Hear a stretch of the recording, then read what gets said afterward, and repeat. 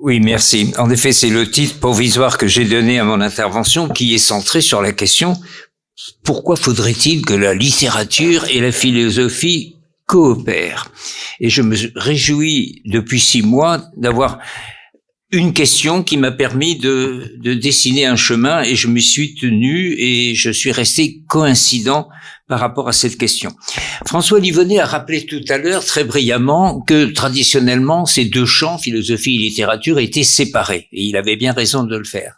Mais d'une manière tout à fait préliminaire, je dirais que quand même ces deux champs, la philosophie et de l'autre côté la littérature et plus généralement la poésie et l'art, sont quand même des activités mentales qui échappent, surtout aujourd'hui, qui échappent aux exigences d'accumulation, de progrès, d'efficacité, de rationalité, et donc ça les rapproche de force, si je puis dire.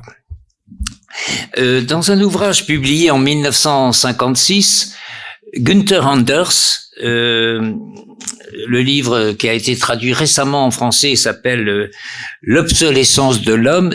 Günther Anders rappelait que, enfin, exprimait ce rapprochement et l'urgence d'une coopération parce que, disait-il, nous vivons un décalage, un écart prométhéen entre nos facultés de conception, de calcul et donc de fabrication de nos produits et les facultés d'imagination qui se rétrécissaient et qui ne permettaient plus justement de maîtriser ce que nous produisons. Et il débouchait sur un impératif: élargis les limites de ton imagination pour savoir ce que tu fais.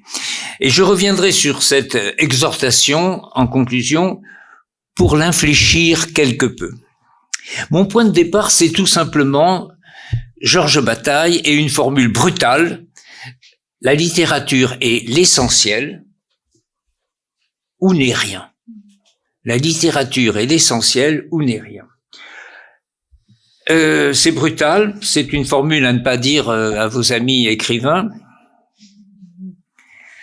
mais c'est pas une formule très originale parce que d'une certaine manière, Sartre disait la même chose en parlant de prose pour le rien, avec beaucoup de mépris. Proust parlait également de littérature de simple notation et finalement, d'une manière plus implicite, plus douce, beaucoup de philosophes partageraient cette dichotomie. Et donc la première obligation du philosophe, toute simple, et c'est une question qui est adressée aux philosophes mais qui concerne l'écrivain, c'est de déconstruire ce terme étrange, littérature, qui regroupe à la fois l'essentiel et le rien. Alors le rien, c'est finalement presque tout. C'est presque tout ce qu'on décrit.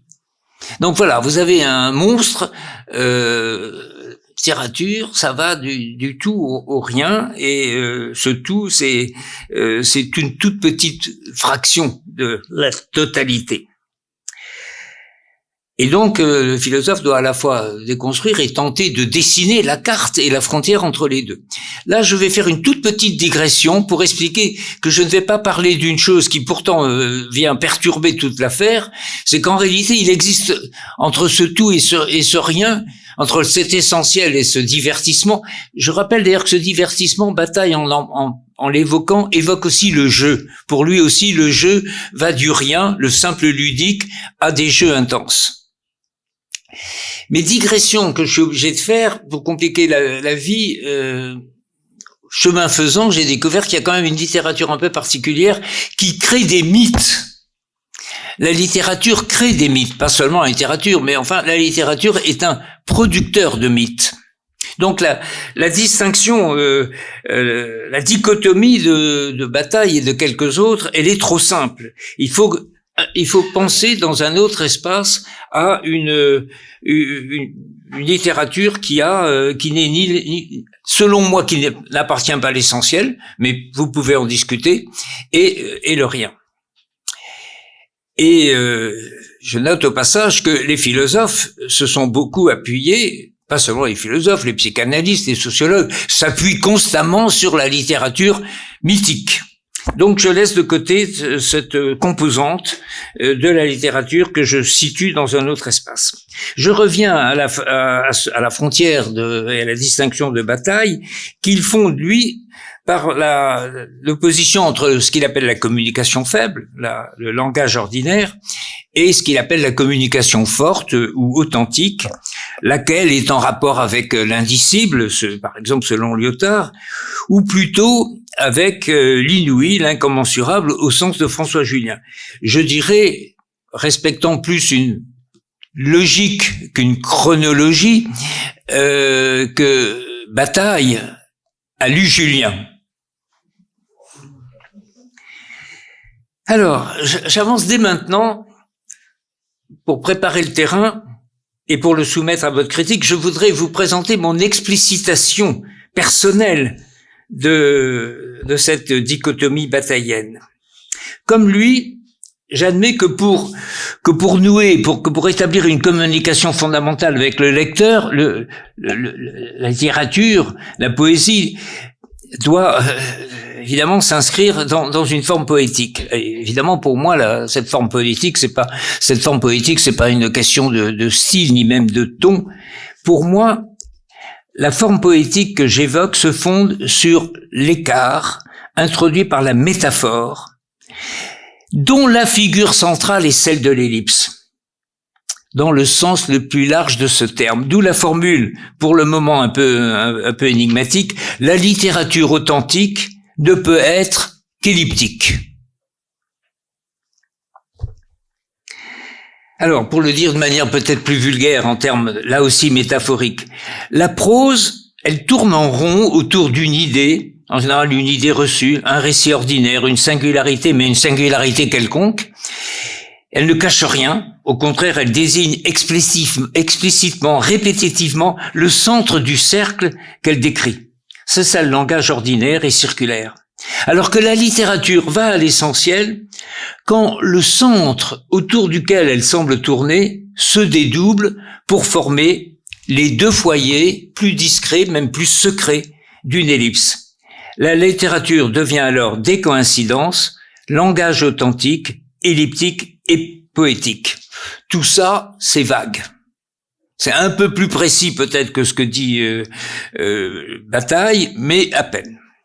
Alors pour préciser mon hypothèse, je suis passé par le truchement des personnages littéraires. Mais alors c'est une facilité, c'est pour être pédagogique, c'est une réduction.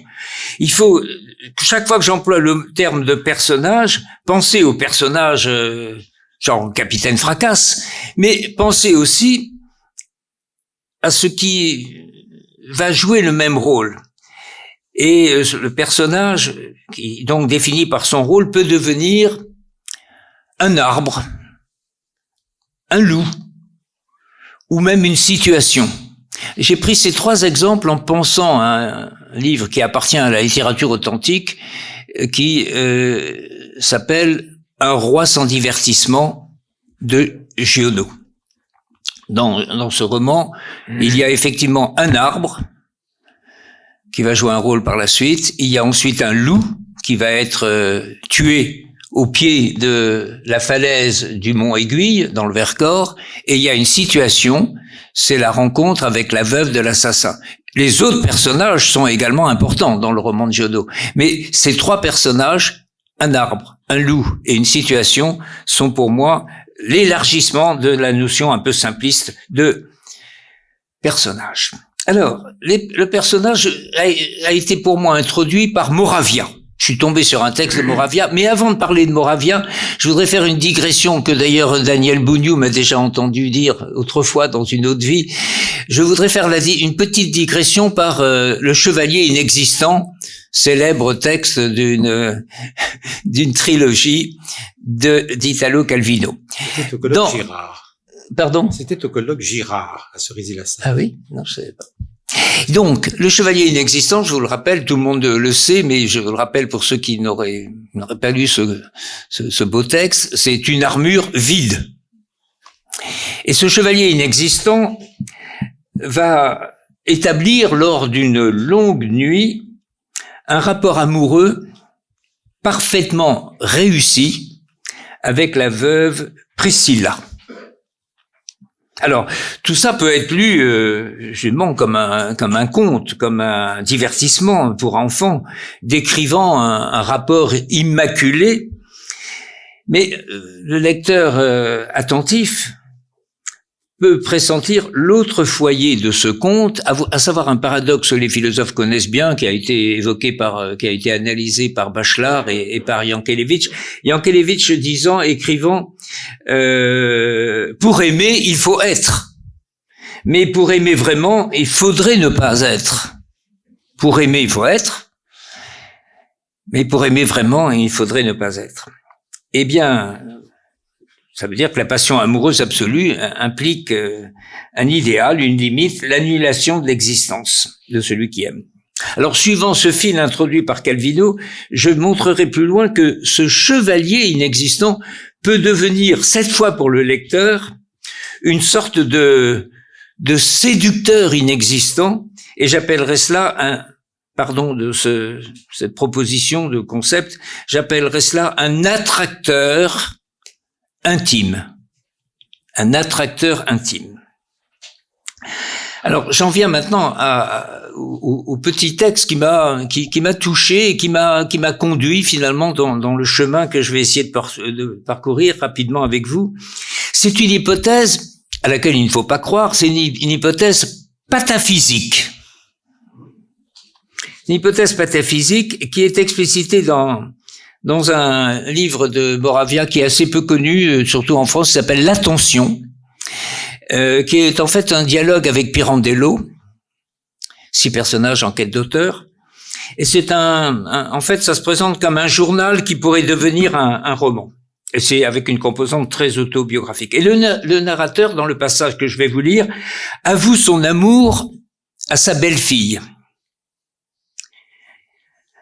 Aucun rapport n'est aussi réel que celui qui existe entre un romancier et ses personnages. Même le rapport amoureux est moins pur, moins ineffable, moins mystérieux, moins miraculeux, moins complet que celui-ci. Oui, je t'aime et je t'aime certainement d'un amour qui s'est libéré de ses ultimes scories. Et pourtant, cet amour est moins limpide et moins réel que celui qui me permettra de te représenter dans mon roman, si jamais j'ai la force de l'écrire. Alors, pour atténuer le caractère un peu pataphysique de cette représentation quelque peu hyperbolique, je vais situer 2 autres auteurs très différents. James Joyce, qui dans un tout petit livre, écrit après sa mort d'ailleurs, Giacomo Joyce, ça fait 16 pages je crois, et qui est provoqué par un amour sans réciprocité avec une jeune fille rencontrée à Trieste. Voilà ce qu'il écrit. Jeunesse a une fin. Cette fin, la voici. Jamais elle n'aura lieu. Cela, tu le sais. Et après? Écris-le, bon sang, écris-le. De quoi d'autre es-tu capable? L'autre auteur qui vient renforcer Moravia, c'est Pessoa. Pessoa, je le cite, « Il existe des gens qui souffrent réellement de n'avoir pu, dans la vie réelle, vivre avec Monsieur Pickwick. J'en fais partie. J'ai pleuré de vraies larmes de n'avoir pas vécu à cette époque-là, avec ces gens-là, des gens pour moi bien réels. » Et il ajoute un peu plus loin, « Qui sait si le roman n'est pas une vie et une réalité plus parfaite que Dieu crée à travers nous? Et si nous n'existons pas uniquement pour les créer? Les civilisations semblent n'exister que pour produire l'art et la littérature. Et les mots, c'est ce qui nous parle et nous reste d'elles. Pourquoi ces figures extra-humaines ne seraient-elles pas réelles et véritables? Bon, là pour vous reposer, je vais faire un tout petit détour du côté de Proust. Et de cette affirmation banale, la lecture est une amitié qu'on attribue à Proust. Quand il place donc la lecture au-dessus de l'amitié. Alors je cite, il y a beaucoup de citations que j'aurais pu choisir, j'en choisis une. « Avec les livres, pas d'amabilité. Ces amis-là, si nous passons la soirée avec eux, c'est vraiment que nous en avons envie. Selon moi, beaucoup de sornettes ont été écrites sur ce rapport amitié-lecture chez Proust, notamment un livre regroupant les préfaces de Proust a été publié sur ce thème. Or, beaucoup de sornettes parce que, en fait, Proust n'avait pas d'amis. Mais il pratiquait une amitié mondaine, hypocrite, et tellement excessive et déplacée que, à ce sujet, on parlait de proustination. Moi, je me limiterai à une formule pour en finir avec Proust. Proust aimait les personnages de romans. D'ailleurs, il aimait bien le capitaine Fracasse, avoue-t-il dans un, je sais plus quel texte d'ailleurs. Il aimait les personnages de romans parce que pour lui, c'était des amis inexistants, qui ne l'encombraient pas. Alors, dans cette impulsion, donc, je dirais que lire de la prose, c'est avoir des amis, au sens de Proust, sans plus, tandis que lire de la poésie et de la vraie littérature, c'est avoir des amis intimes. C'est un peu trivial ce que je dis, mais c'est pour progresser. Alors, il y a un écrivain encore italien à la mode aujourd'hui, Eri De Luca. Eri De Luca dit ceci: ce que je cherche quand j'ouvre un livre, c'est le passage qui a été écrit pour moi. Cet écart brusque d'intelligence et de sensibilité qui m'explique quelque chose sur moi. Ce que je savais être, mais que je ne savais pas dire. Bon, c'est pas mal, ça peut plaire, mais ça suffit pas. Il faut être beaucoup plus radical, tellement plus radical qu'il faut dire finalement autre chose. Parce que il y a écart, en effet, mais pas seulement entre un savoir-être et un savoir-dire. Et puis le passage écrit pour moi, il déborde l'un et l'autre. Et il ne touche pas seulement le moi. Il s'adresse à ce que j'appelle le foyer, pardon pour ce néologisme, ce que j'appelle le foyer altéritaire. Le foyer altéritaire, c'est le foyer d'ouverture à l'autre. Autrement dit, ce qui se passe dans le passage qui serait écrit pour moi, c'est au contraire le passage qui attire le lecteur là où, comme l'écrit Bataille, l'impossible sévit. Cet impossible qui ne relève plus de la raison, mais qui, en révélant les limites de la raison, font du même coup la puissance de la raison. Et il se cache en chacun d'entre nous, donc dans ce que j'appelle le foyer altéritaire, le foyer d'ouverture à l'autre. Alors je vais le répéter parce que là je m'avance un peu tout seul et j'ai plus d'appui, j'ai plus d'écrivain, j'ai plus de philosophe, donc je suis sans armure. Je vais le dire en termes très simples. Celui que j'aime, celui qui est mon ami intime, parce que c'est lui, parce que c'est moi, il obtient ce statut parce qu'il décrit autour de moi une ellipse au lieu d'un cercle. C'est ça l'ami intime, c'est celui qui ne tourne pas en rond autour de vous comme on tourne en rond, comme un employeur tourne en rond autour d'un curriculum vitae.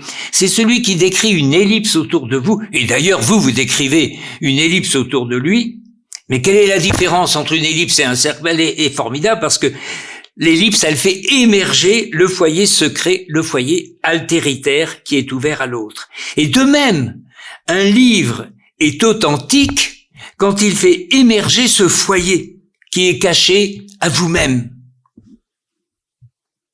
Et pour le faire émerger, là j'ajoute qu'il faut une écriture, cette fois-ci poétique, mais au sens de elliptique, elle aussi. C'est-à-dire que vous êtes ellipse, mais pour vous découvrir, il faut être elliptique.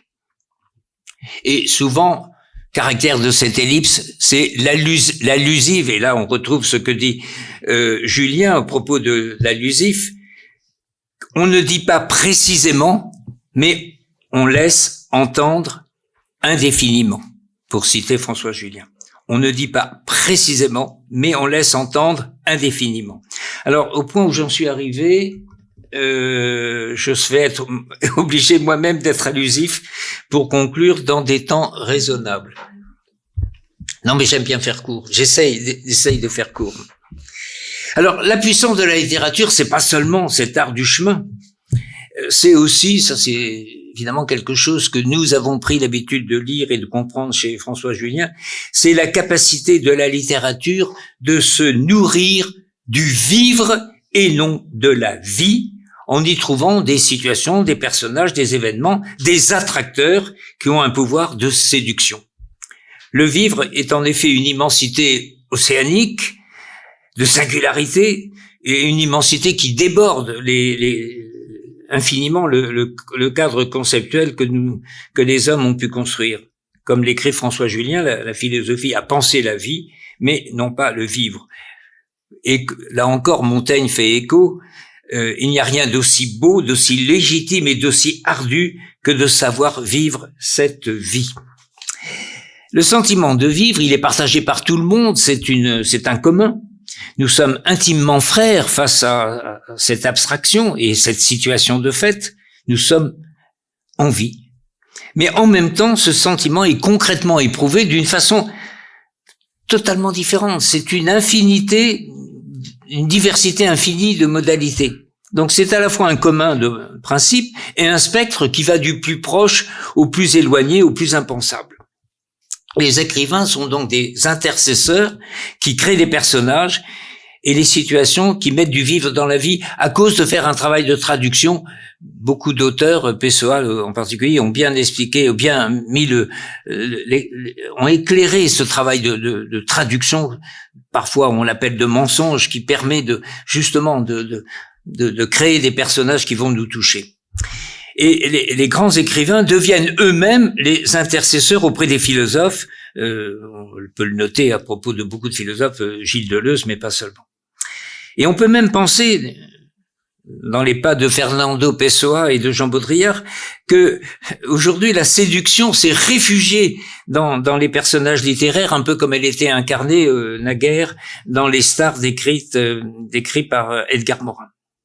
Et ces personnages sont donc à l'image du chevalier inexistant de Calvino, capables de nous séduire parce qu'ils permettent d'accéder à la communication authentique.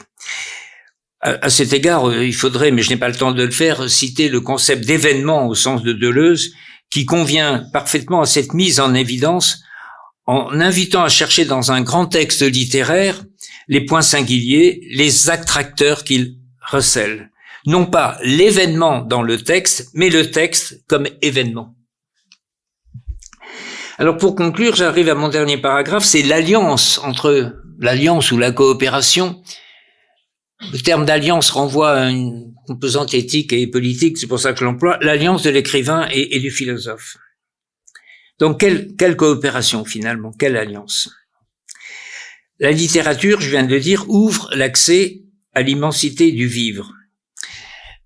À l'instar d'un physicien qui se réfugierait dans ses modèles et qui se fermerait à l'observation du réel, un philosophe qui ne pratiquerait pas cet accès à la littérature s'enfermerait dans des systèmes abstraits, dans des routines de l'ontologie et de la métaphysique.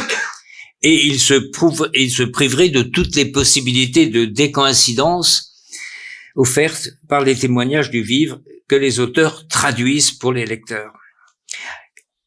Et c'est grâce à cela que le philosophe peut dégager, là je vais être très concret, le philosophe peut dégager l'essence de la littérature, l'essentiel de la littérature, en dresser la carte, repérer les événements d'une œuvre, nommer les écrivains essentiels. Pour être affreusement concret, je pourrais vous proposer de créer une revue philosophique de la littérature qui va à l'essentiel.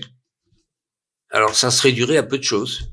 Mais voilà, il y a peut-être un projet de lancer une revue philosophique sur cette base, très concrète que j'ai essayé de construire. Et vous voyez donc, dans ce cas, la philosophie, elle aide à mieux lire, à mieux percevoir le texte comme événement, comme essentiel. Et cet essentiel, aujourd'hui, son expression se fait de plus en plus rare. Non pas que la littérature devienne plus médiocre, plus de la prose qu'autre chose, je crois qu'il en a été de même hier, mais parce que deux évolutions se développent. Première évolution, la masse des lecteurs est moins sensible à la séduction de la lecture. Elle est moins disponible pour cette pratique qui exige concentration et lenteur. Ça, tout le monde le sait, je ne vais pas le développer, je vais passer à la limite en prenant une formule très radicale de Jean Baudrillard, dans notre système contemporain, une fonction est en voie de devenir parfaitement inutile. Une fonction est en voie de devenir parfaitement inutile, c'est la pensée. Ajoutant, nous sommes depuis longtemps de vivantes chimères mixtes étranges d'hommes et de machines, et vous voyez, ça rejoint la notion de cyberanimal introduite par Jacques Derrida. Et pour conjurer l'avènement de ce meilleur des mondes, la littérature, plus précisément, pour citer François Julien, la conjonction de la phrase du philosophe et de celle du romancier est la seule voie qui nous reste pour élargir notre imagination. Une conjonction qui, bien sûr, va nourrir aussi bien l'écrivain que le philosophe et les rapprocher. Le premier, l'écrivain prenant conscience du risque de futile et du convenu. Le second, apprenant l'art du chemin et la poésie de l'allusif, de l'ellipse, se rapprochant finalement de l'écriture littéraire. Chaque philosophe a son style, chaque vrai philosophe a son style littéraire. Derrida n'écrit pas comme Deleuze, n'écrit pas comme Julien. Mais tous écrivent d'une façon littéraire. J'avais dit d'un côté, mais il y a un autre côté, encore plus inquiétant, c'est du côté de l'écriture. Je crois que la littérature perd progressivement son statut protégé de réserve, garantissant l'accès à toute la diversité du vivre. Jean-François Lyotard évoquait naguère la nécessité, l'urgence de créer des réserves de biodiversité intellectuelle, un peu comme des réserves de biodiversité naturelle sur le territoire. Et jusqu'à maintenant, la littérature était encore une réserve naturelle, protégée, qui permettait de décrire sans trop de censure toutes les turpitudes, toutes les parmodites, les excès, les perversions et les risques. Et quitte à faire d'ailleurs de plus en plus contraste avec une société qui pose comme fin l'éradication totale du mal. Eh bien, aujourd'hui, cette littérature disparaît car on est menacé de diverses formes de censure, d'autocensure, de rétrocensure. En Occident, on ne brûle plus les livres, on ne les censure pas par des fatwas, mais de façon insidieuse et tout aussi efficace, les auteurs ne se risquent plus à explorer ou à imaginer les fissures innombrables qui permettraient de subvertir un ordre social qui se sclérose.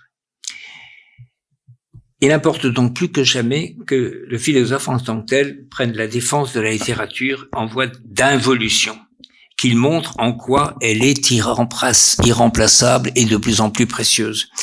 Et irremplaçable notamment, et c'est mon point de conclusion, car elle est la seule ressource de l'esprit humain. Normalement, je devrais arrêter là. 1 minute encore.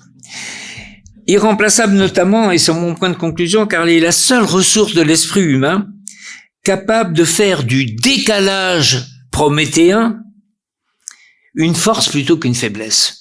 Une force à partir de cette faiblesse. Günther Anders, comme l'a rappelé François Livenet récemment, ne se préoccupait pas de littérature. Il avait d'autres soucis, mais là je vais pas rentrer dans la biographie de Anders.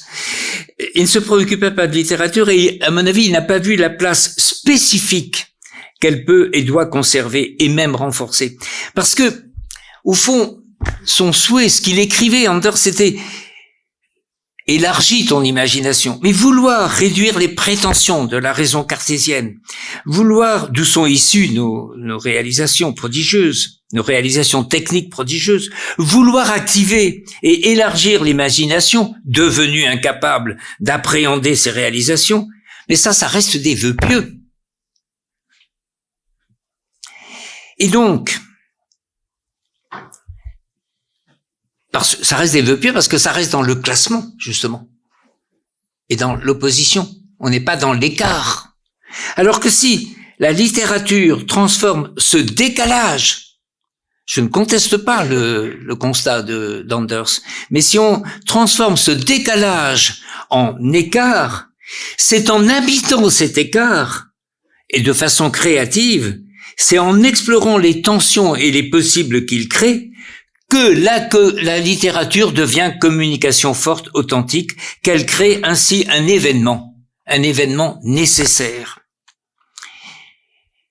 Et conclusion de la conclusion. Georges Bataille termine son avant-propos à la littérature et le mal, dont j'ai extrait la phrase initiale, par une autre formule encore plus énigmatique.